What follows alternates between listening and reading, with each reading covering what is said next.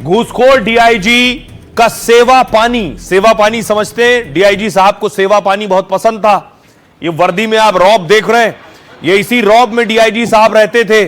लेकिन रौब के पीछे क्या सच्चाई थी वो दुनिया ने जब जाना तो दंग रह गई। तस्वीर देखिए, क्या कहना है आपको? गिरफ्तार हो गए डीआईजी साहब, सीबीआई ने उठा लिया इन्हें और रिश्वत लेते हुए पकड़े गए हैं। और थोड़ी बहुत नहीं, लाखों की रिश्वत। देखिए कह रहे हैं गलत आरोप है। सर राजनीति साजिश लगती है कि जब अफसरशाही लग रही है तो सीबीआई ने फड़े जी किस तरीके का सब आरोप भ्रष्टाचार के लगे आप पे, क्या कहना है आपको? फिर फंसाया गया आपको? डीआईजी साहब कह रहे हैं आरोप गलत है, लेकिन इसी तरह रुमाल लगाकर कोर्ट पहुंचे थे तो जज साहब ने सबसे पहले कहा अपना रुमाल हटाइए। मुंह छिपाने की नौबत ही क्यों आई? भ्रष्टाचार के लगे आप पे। अब मैं आपको बताता हूं ये नौबत आई क्यों। ये आप डीआईजी भुल्लर का घर देख रहे हैं, आलीशान घर भुल्लर साहब का। लेकिन इस घर में सीबीआई पहुंची, गिरफ्तारी के बाद सीबीआई ने रेड की तो देखिए घर के अंदर से क्या क्या मिला है। बहुत ईमानदार हैं डीआईजी साहब उनके हिसाब से, लेकिन नोटों की गड्डियां घर के अंदर मिली हैं। बैग में नोट मिले हैं, 500 के नोट। ये देखिए पूरा बिस्तर बिछा है नोटों का। ये तस्वीरें हिला देने वाली हैं। डीआईजी साहब अपनी बेगुनाही का सबूत खुद दे रहे थे अपनी जुबानी, लेकिन ये नोट हकीकत बयां कर रहे हैं कि डीआईजी साहब कितने ईमानदार हैं। और न सिर्फ नोट मिले हैं, सोना, और वो भी किलो में मिला है। ये देख रहे हैं उनके घर से ये ज्वेलरी सीबीआई ने बरामद की है। 2.5 किलो सोना मिला है, 2.5 किलो सोना।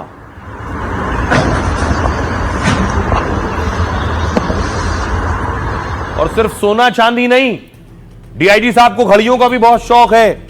महंगी महंगी घड़ियां, लाखों की घड़ियां भी उनके पास से मिली हैं।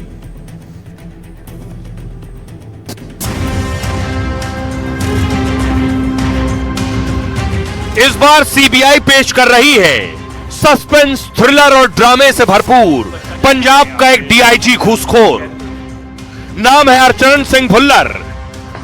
2.5 किलो सोने के जेवर और 26 लग्जरी घड़ियां, घर में रखी थी नोटों की हजारों गड्डियां। गिनते गिनते मशीनों का भी पसीना छूट गया। खाकी वर्दी में दिखा रिश्वतखोर नगीना, पटियाला टू रोपड़ खूब कमाया माल। लेकिन सीबीआई ने कायदे से बिछाया जाल। खुल गई पोल, फट गया खाकी चोगे का ठोल।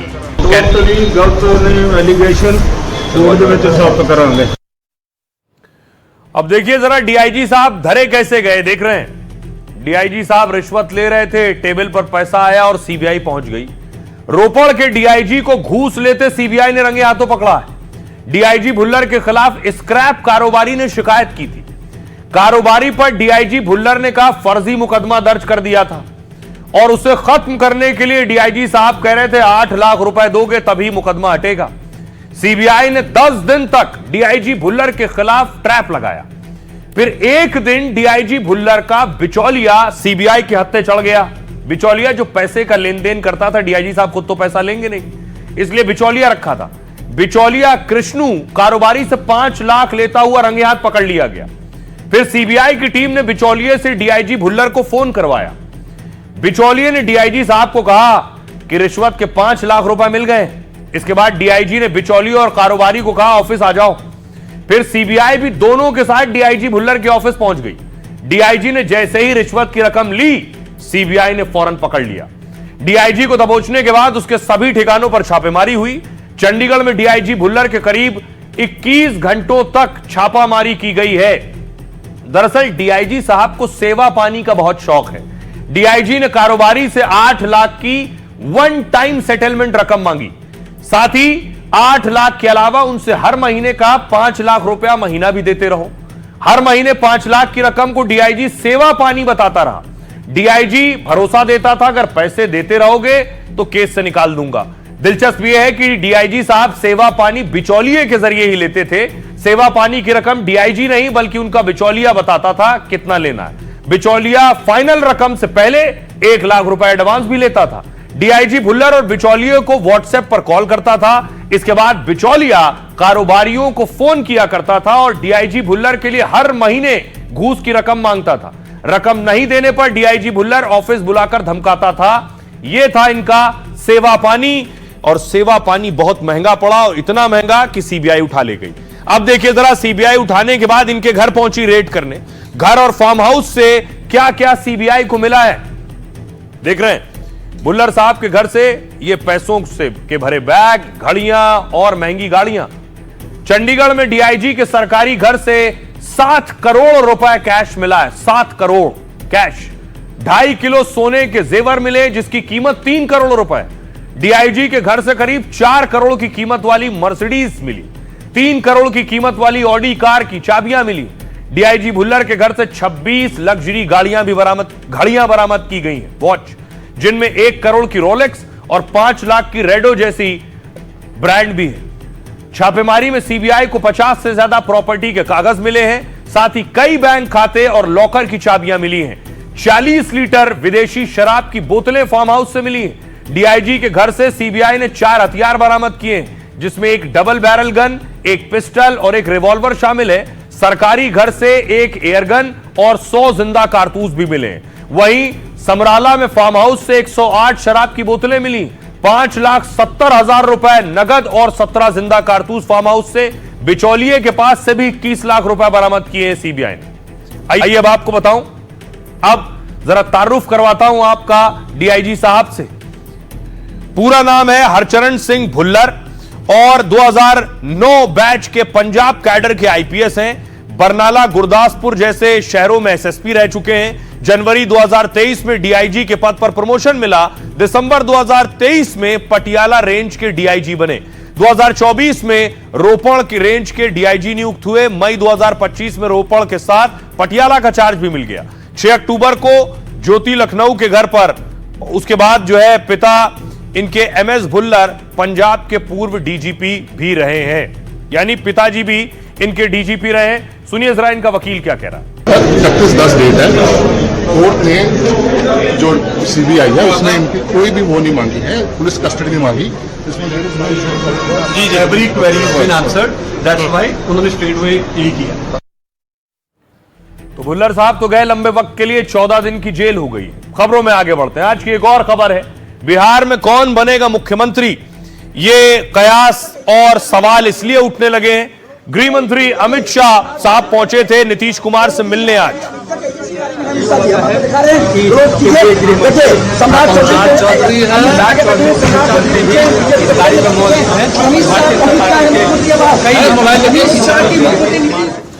नीतीश कुमार ने खुद वेलकम किया जब उनके आवास पर पहुंचे गृह मंत्री अमित शाह का।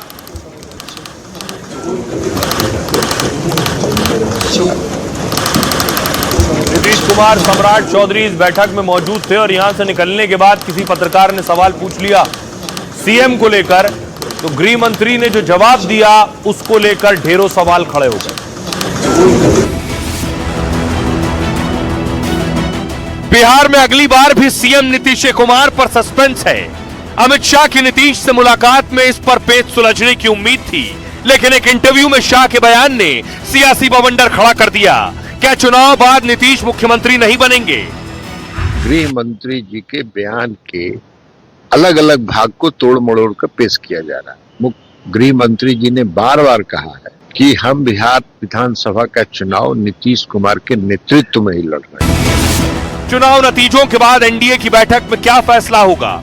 शाह के बयान के बाद इस पर बयानबाजी तेज हो गई है।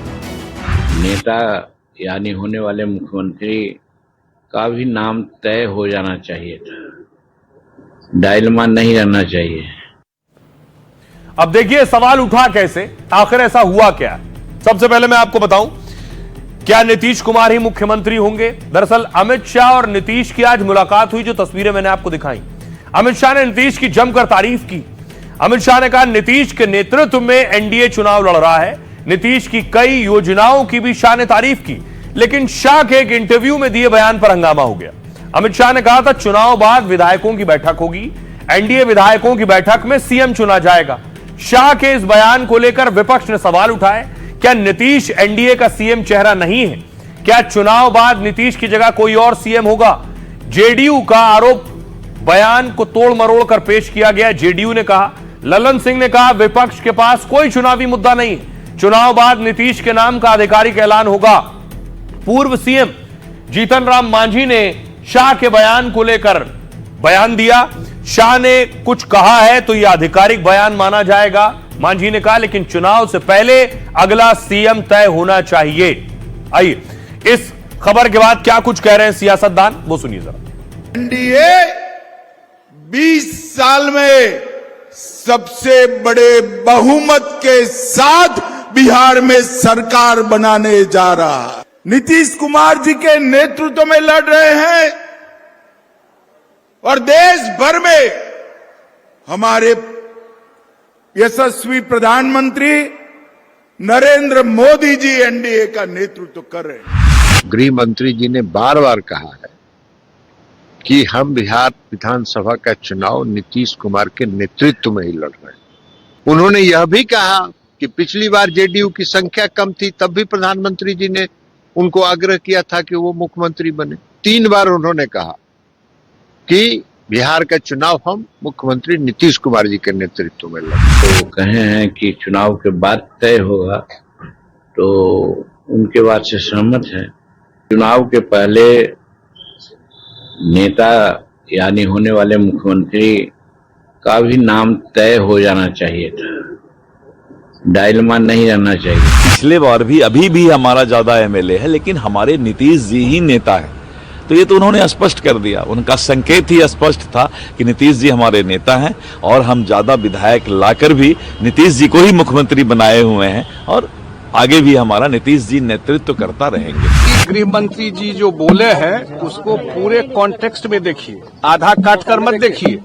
उन्होंने कहा है कि इस चुनाव के एनडीए के नेता नीतीश कुमार हैं, एनडीए के फेस नीतीश कुमार है और उन्हीं के नाम पर हम लोग बिहार में चुनाव लड़ने जा रहे हैं। नीतीश कुमार को फिनिश करने के लिए यहाँ आ रहे हैं, नीतीश को फिनिश करो। तो अमित भाई तो कहिए दिए, एजेंडा तय कर दिए कि मुख्यमंत्री अभी नहीं, उसके गुप्त एजेंडा तो यही है उन लोग का, नीतीश कुमार नहीं, अभी नहीं तो कभी नहीं। नीतीश कुमार जी के नेतृत्व में लड़ेंगे, जीतेंगे और सरकार बनाएंगे। जनता बनाती है ना, अभी जनता, हम लोग मुख्यमंत्री नीतीश कुमार जी के नेतृत्व में लड़ेंगे, जीतेंगे और उनके नेतृत्व में सरकार बनाएंगे।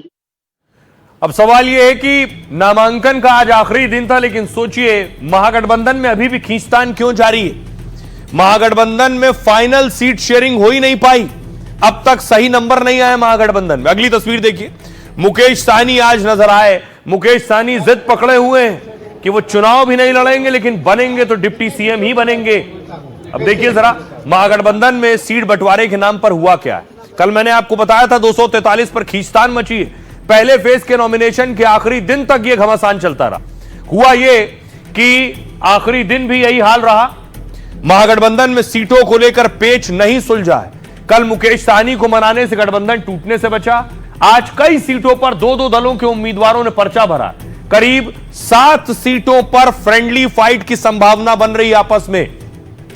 बछवाड़ा सीट पर सीपीआई के साथ कांग्रेस ने भी उम्मीदवार उतार दिया। 6 पर कांग्रेस और आरजेडी दोनों ने उम्मीदवार उतार दिए हैं। मुकेश सहनी मान तो गए, लेकिन चुनाव नहीं लड़ेंगे। मुकेश सहनी की सीट पर आरजेडी ने अपना उम्मीदवार उतार दिया है। वीआईपी को 15 सीटें मिली, जिस पर सहनी नाराज हो गए थे।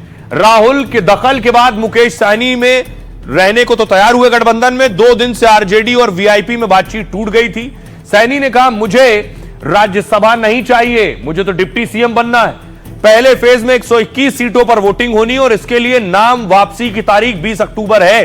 बात नहीं बनी तो अंत तक सीटों पर खींचतान चल सकती है। सोचिए, विचित्र तरह की लड़ाई हो रही है, साथ भी हैं और लड़ भी रहे हैं। सुनिए सियासतदानों। जो बुल्ला शाही है, एक्स एमएलए है, वो पिछली बार 113 वोट से हारे थे और उनकी टिकट काट दी गई। किस ग्राउंड पर काटी गई पता नहीं चला। और ऐसे लोगों को टिकट दिया जा रहा है जो 25,000, 28,000, 32,000 तक से हारे हैं। इस तरह का फैसला कुछ अजीब लगता है। ऐसा लगता है कि भेदभाव से काम लिया गया। चुनाव लड़ेगा कि नहीं? नहीं, इस बार चुनाव नहीं लड़ना है और हमारा उद्देश्य है कि बिहार में हमारी सरकार बने और 243 सीट पर जाके प्रचार करें। यहाँ महागठबंधन नहीं है, ठगबंधन है।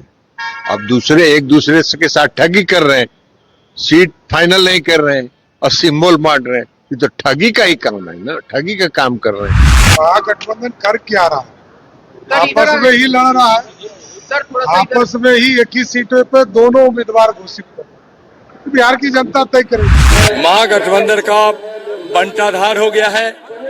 ऐसे भी बिहार की जनता पर घमंडिया इंडी गठबंधन वालों को कोई भरोसा नहीं है, तो एनडीए गठबंधन का सुपड़ा साफ बिहार की जनता करेगी। देखे ना, शीशे के घर में रह के पत्थर फेंकते हैं। मांझी जी बोला एनडीए नुकसान में जाएगा। आप गिरिराज क्या बोला? बोला मुगलताई में बीजेपी ना रहे। कुशवाहा जी तो डेली लव लेटर लिख रहे हैं, बार्गेनिंग चल रही है, सब ठीक नहीं, सब ठीक नहीं। केसी त्यागी भी बोले ही। हमारे यहाँ कौन बोला क्या? हमारे यहाँ तो ऑलवेज वे। महागठबंधन में कोई नेता नहीं है, और जब ड्राइवर ही बन गए राहुल गांधी के तेजस्वी जी, तो स्वीकार करिए, राहुल शरणम गच्छामि, कोई दूसरा रास्ता नहीं आपके पास। कह रहे थे आदरणीय मांझी जी नुकसान होगा एनडीए को, हमें उचित सम्मान नहीं मिला। आदरणीय उपेंद्र कुशवाहा जी कह रहे थे कि कुछ भी ठीक नहीं है। किसी ने कोई सवाल नहीं खड़े किए हैं, सब लोगों ने मिल बैठ करके तय किया है महागठबंधन में कि हम एकजुट होकर 243 सीटों पर महागठबंधन के उम्मीदवार चुनाव लड़ रहे हैं। और देखिए, आज नामांकन का आखिरी दिन था, तो जिनके पास मौका था उन्होंने आज नामांकन किया है। बिहार विधानसभा चुनाव के पहले फेज के नॉमिनेशन का आखिरी दिन था। लोक गायिका मैथिली ठाकुर ने पाग पहनकर नॉमिनेशन किया। मैथिली ने 3 दिनों पहले ही बीजेपी की सदस्यता ली है, और सीवान सदर से बीजेपी नेता मंगल पांडे ने अपना नामांकन दाखिल किया। इस मौके पर जन आशीर्वाद के लिए एक विशाल जुलूस का आयोजन किया गया। उत्तराखंड के मुख्यमंत्री धामी और यूपी के डिप्टी सीएम केशव प्रसाद मौर्य इस दौरान मौजूद थे। वहीं लालगंज सीट पर आरजेडी कांग्रेस आमने सामने। यहां से आरजेडी टिकट पर बाहुबली मुन्ना शुक्ला की बेटी शिवानी ने पर्चा भरा है, और इस दौरान उनकी मां अनु शुक्ला भावुक दिखी। वहीं शहाबुद्दीन के बेटे ओसामा शाहब ने भी पर्चा भरा है। वो रघुनाथपुर सीट से चुनाव लड़ेंगे। गृह मंत्री अमित शाह ने ओसामा के बहाने आरजेडी पर जोरदार हमला बोला है। आइए आपको सुनवाता हूं, सुनिए जरा क्या कह रहे हैं। विधानसभा में निश्चित रूप से और पूरे जिले में भारतीय जनता पार्टी और एनडीए को एक बड़ी जीत सिवान की जनता देगी। सभी के कह चाहे छी कि अहाँ सब हमरा खूब रास आशीर्वाद दिया, एक मौका दिया ताकि हम अहाँ के सेवा कर सकी और प्रधानमंत्री जी के विकसित भारत के सपना में अलीनगर के सेहो जोड़ सके। फिर से चुनाव लड़ रहे हैं। पिछली बार हमने एक मैसेज देने के लिए बिस्फी और बांकीपुर चुना था, इस बार अपना घर चुने हैं, और इस बार जो मुकाबला है वो संजय सरावगी वर्सेस पुष्पम प्रिया ही है। मुखिया जी के वासी हैं जाकर के, उनका लगातार आशीर्वाद मिलता रहा है, और आगे भी मुझे उम्मीद है जाकर के उनकी मैं सेवा करता रहा हूँ, आगे भी सेवा करूंगा जाकर के। और बिहार में एनडीए के पक्ष में लहर चल रहा जाकर के है, और आने वाले चुनाव में निश्चित तौर पर बिहार में फिर से एक बार एनडीए की सरकार बनने जाएगी।